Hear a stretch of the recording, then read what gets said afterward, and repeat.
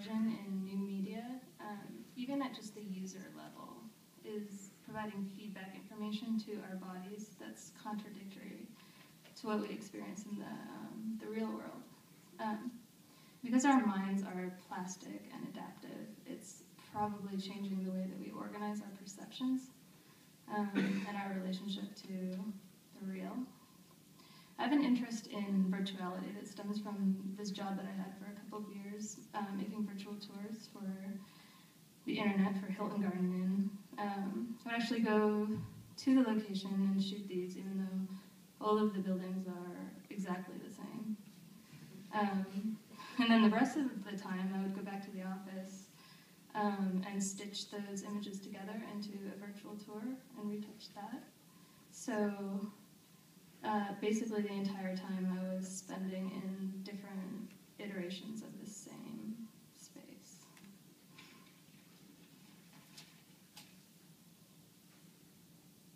A conceptual formal model can be used to aid in the understanding of an idea, but if that model is given form, it opens up a field of possibilities from which it must be manifested. Like, what is it made out of, and why is it floating? How do its formal qualities relate to the concept that it's trying to embody? And what are the consequences of those choices? Based on the evidence, I think that if you're relying on gut alone, it's easy to jump to the conclusion that the virtual wants to become real. It was created in our image, and if consciousness was to emerge from it, I think that it would have been born with a will to become real.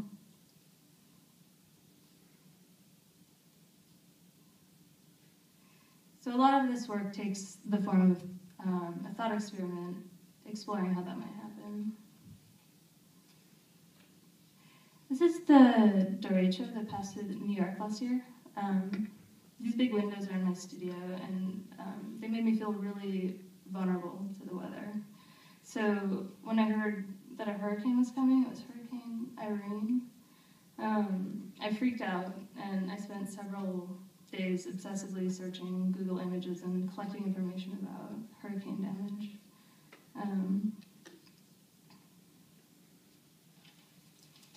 And I went a little overboard preparing, but this made perfect sense to me at the time. The character of the structure changed dramatically the next morning after nothing had really happened. And that was when I looked at all of the pictures on my desktop and realized that they looked a lot like the sculptures that I'd been making. And then pretty soon after that, the Japanese tsunami happened, and there were all of these images of unbelievable damage. And things started to connect for me in a more complex way. One thing that I noticed that I think is important is that we rarely get to see the event that causes the damage, just the aftermath. And I think that this opens up a space that needs to be filled with narrative.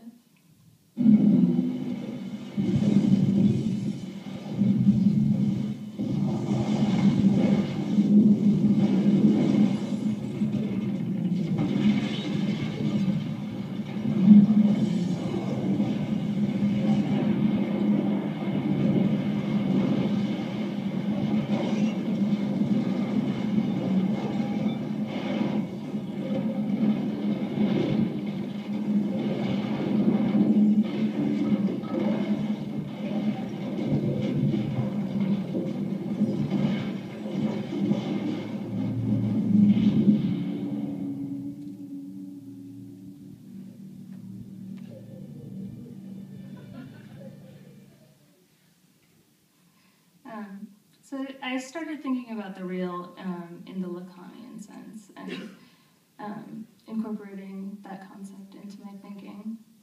I know that there's a connection between this type of space and this type of space, and I'm trying to figure out what that is.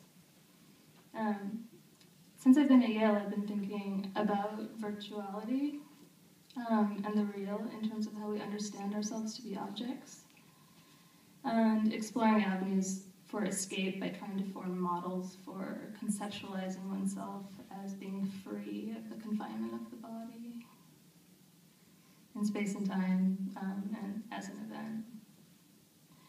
I've also been thinking about the syntax of visual language, like how the order of information matters, and how things might be reorganizing or distorting the way we relate to certain types of objects. I'm going to skip these for the sake of time, but I'm going to be showing this for Crit on Monday, so if you guys want to stop by. Running parallel to my sculptural practice is my photography, which has been pretty consistently about what the markers of truth are in the digital image, which can be really disorienting because it's kind of a moving target. I used to think that natural disasters were one of the times when images were the most trustworthy, because they're dispatches from the ground. But this image started circulating during Hurricane Sandy while it was still going, and it's obviously a fake, but it did fool a lot of people on Facebook, which was really surprising. But there was another one which was much better, which is this one. It looks handheld and spontaneous, and there's a color cast, so it has an amateur quality to it. In my opinion, this is done really well.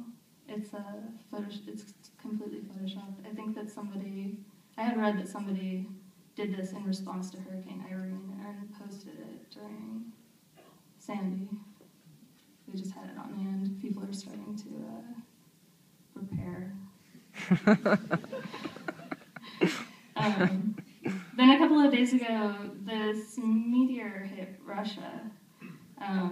And almost immediately, this thing started circulating. And this isn't even photoshopped. This is just a picture of a thing that looks like it might be a crater. This is what the real crater looked like, which is basically the total opposite.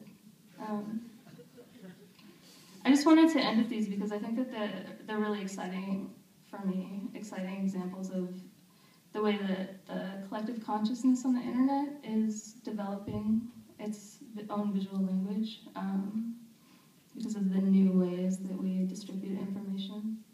And I thought that related to the panel, so.